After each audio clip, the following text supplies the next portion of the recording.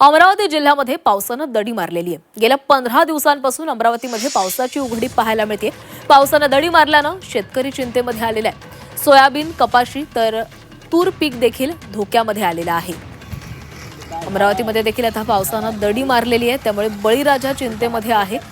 पावसानं दडी मारल्यानं शेती देखील धोक्यामध्ये आलेली आहे। सोयाबीन, कपाशी, तूर पीक धोक्यामध्ये आल्यानं आता चिंतेचे ढग शेतकऱ्यावर दाटू लागलेले आहेत। पाणी नाही आहे, पूर्ण कोरडा आहे। आमचं शेत असं झालं की याच्यामध्ये झाडं पूर्ण सुकत आहे, वाढत आहे पूर्ण झाडं।